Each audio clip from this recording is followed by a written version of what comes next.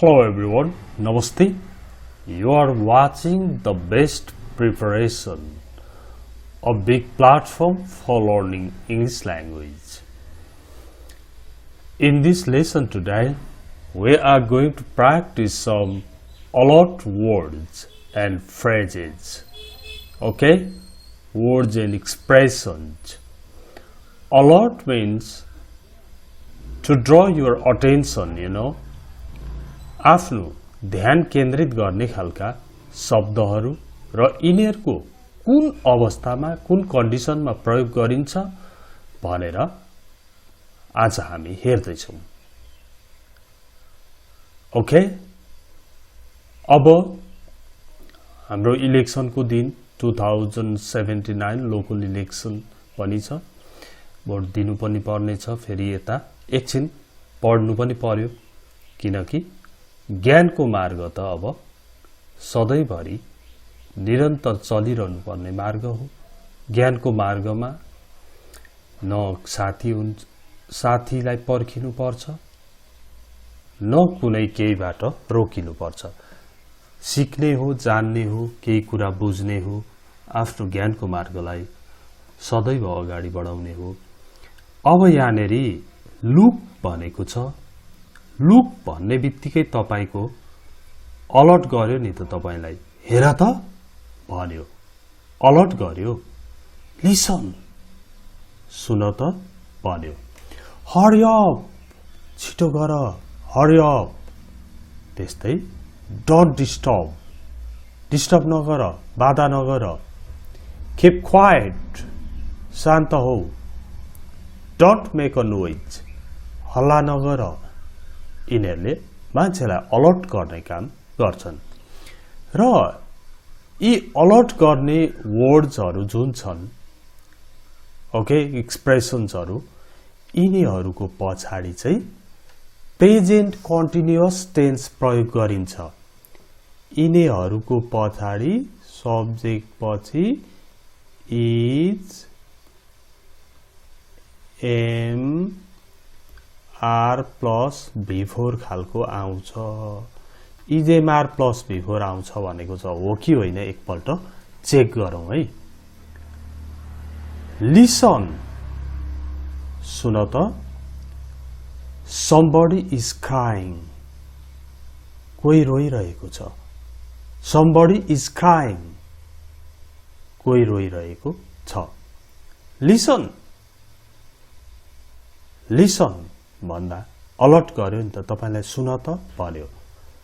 अनि यता चाहिँ सब्जेक्ट प्लस इजेएमआर को इज प्लस भबमा ING. Listen, somebody is crying. Okay, अब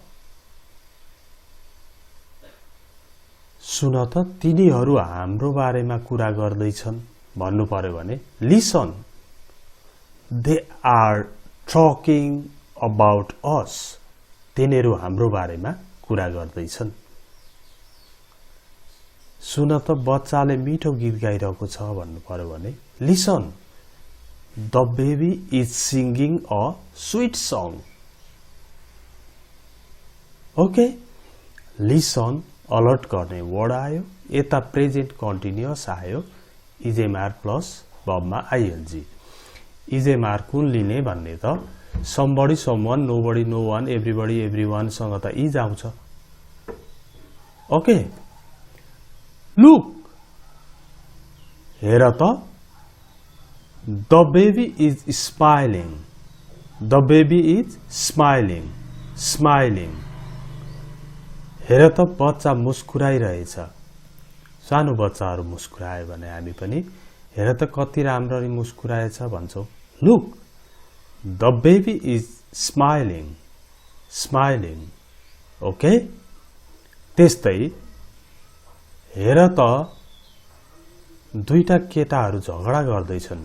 Look, two boys are fighting. Two boys are fighting. Okay? Present continuous नै प्रयोग गरिन्छ। त्यस्तै हेर त, एउटा केटो वालमा चढ्दैछ। Look, A boy is climbing the wall. A boy is climbing the wall. Okay? Next. Keep quiet. Keep quiet. शान्त हो. I'm listening to the news.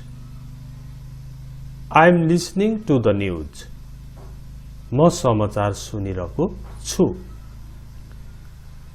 अथवा keep quiet.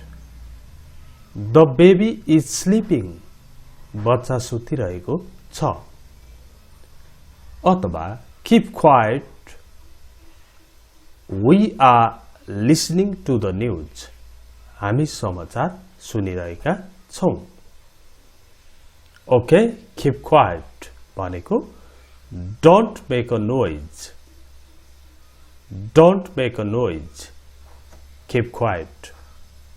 Don't make a noise पनि हो. Then hurry up. We are getting late. छिटो गर, हामी ढिलो भइरहेका छौं. We are getting late. अब ढिलो हुनुलाई get late भनिन्छ.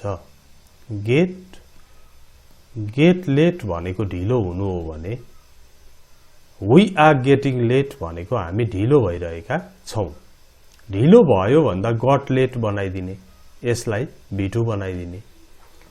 Hurry up. We are getting late. त्यस्तै छिटो गर, तिम्रा साथीहरू तिमीलाई पर्खिरहेका छन् भन्नु पर्यो भने ए. Hurry up. अब यहाँ नाम भने पनि हुन्छ. Ram, hurry up. छिटो गर. राम छिटो गर. किन? यता दि प्रेजेन्ट कन्टिन्युअस क्या. Your friends भने जस्तो आर आयो. Your friends are waiting for you. तिम्रा साथीहरू तिमीलाई पर्खिरहेका छन्. Ram, hurry up. राम छिटो गर. Your friends are waiting for you. तिम्रा साथीहरू तिमीलाई पर्खिरहेका छन्. Your friends are waiting for you outside. बाहिर तिम्रा साथीहरू तिमीलाई पर्खिरहेका छन्. यो हरी अप को कुरा भयो.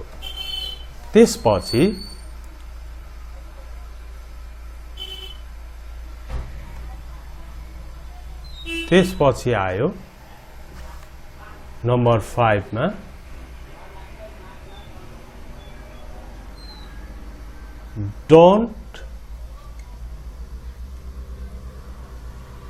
don't disturb. अब मलाई भन्दा मी, हामीलाई भन्दा अस, उसलाई भन्दा हिम. हेर्नु है, don't disturb him. ए, उसलाई डिस्टर्ब नगर. अब यता present continuous. He is doing his homework. यहाँ हेर्नु त, don't disturb him. उसलाई डिस्टर्ब नगर. He is doing his homework. ऊ उसको होमवर्क गरिरहेको छ. Don't disturb him. अब तपाईले मलाई डिस्टर्ब नगर, म फोनमा बोल्दै छु भन्नु पर्यो भने त्यहाँ भएको साथी कोहीले डिस्टर्ब गरिरहेछ नि त. Don't disturb me. मलाई डिस्टर्ब नगर. I am talking on the phone. I am talking talking on the phone. फोनमा कुरा गर्नुलाई talk on the phone भन्छ. Don't disturb me. I am talking on the phone.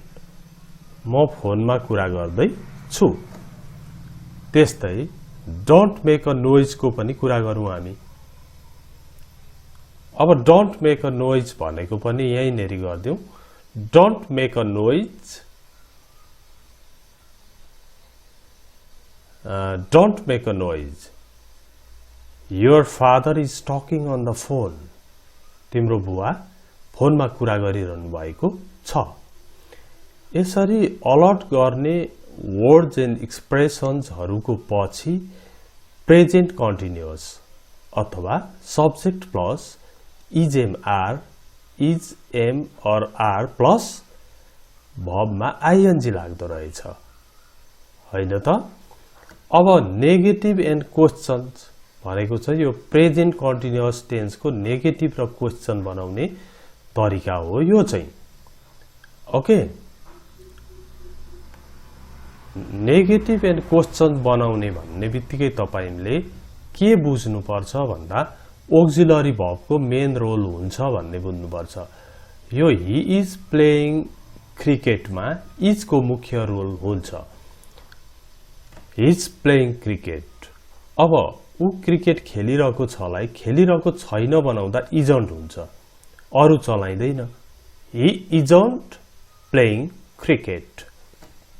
अनि ऊ क्रिकेट खेलिरहेको छ त भनेर सोध्नु पर्यो भने ए इजलाई यहाँ लगेर इज ही प्लेइङ क्रिकेट भनेर राइजिङ टर्नमा कुरा गरिन्छ। इज ही प्लेइङ क्रिकेट भनेर भनिन्छ। अनि खेलिरहेको छैन त भन्दा त्यही इजमा इजन्ट बनाइछ। Isn't he playing cricket. ऊ क्रिकेट खेलिरहेको छैन त भनेर फेरि यो पनि राइजिङ टर्नमै गर्ने क्वेशन हो। राइजिङ टर्न भनेको जस्तो सुरुमा सानो सानो हुँदै उँभो जाने। इज ही प्लेइङ क्रिकेट भनेर उँभो जानेलाई राइजिङ टर्न भनिन्छ। अनि ऊ के खेलिरहेको छ भनेर सोध्दा चाहिँ what is he playing, what is he playing भन्दा व्हाट भन्दा ठूलो स्वर आयो अनि इज ही प्लेइङ भयो। यो चाहिँ फलिङ टर्न अथवा पहिला जोडले अनि बिस्तारै जाने टर्नलाई फलिङ टर्न भनिन्छ। अब यसको question tag he is playing cricket को क्वेशन ट्यागमा इजन्ट ही बनाइछ। He is playing cricket. Isn't he खेलिरहेको छैन त भनेर बनाइछ। यसरी हामीले एउटा मात्र सिक्यौं क्वेशन बनाउन, WH yes no question negative बनाउन सिक्यौं। तर त्यो भन्दा माथि हामीले एउटा चाहिँ कम्प्लिट सिक्यौं। के कम्प्लिट सिक्यौं भन्दाखेरि अलर्ट गर्ने, कसैलाई हेर त, छिटो गर, सुन त, यस्तो अलर्ट गर्ने शब्दहरुको पछाडी प्रेजेन्ट कन्टिन्युअस टेन्सको प्रयोग गरेर हामीले हेर्यौं। यो चाहिँ महत्त्वपूर्ण कुरा हो। यो तपाईले पनि listen, look, keep quiet, don't make a noise, hurry up यिनीहरुको पछाडी सब्जेक्ट प्लस इज अथवा एम अथवा आर आउँछ अनि आईएनजी आउँछ। यो सबैमा आएको छ, तपाईले हेर्नु होला। ओके, यहाँ आर आएको छ। ल, मैले आज पनि तपाईहरुको पढाइमा अलिकति पनि फरक नपरोस्, कुनै कुराले पढाइबाट डिस्ट्र्याक्ट गरि नहालोस्, अरु काम सबै गर्नु छँदैछ, त्यही माथि पढाइलाई चाहिँ कन्टिन्यू गरौं भनेर यो लेसन अपलोड गरेको हुँ। साथीहरुलाई पनि यसो शेयर गरिदिनु होला है। म पनि व्यस्त छु आज। अब यति नै आज पढौं। शेयर गर्न नभुल्नु होला। Thank you very much for watching it. See you next time. Bye bye.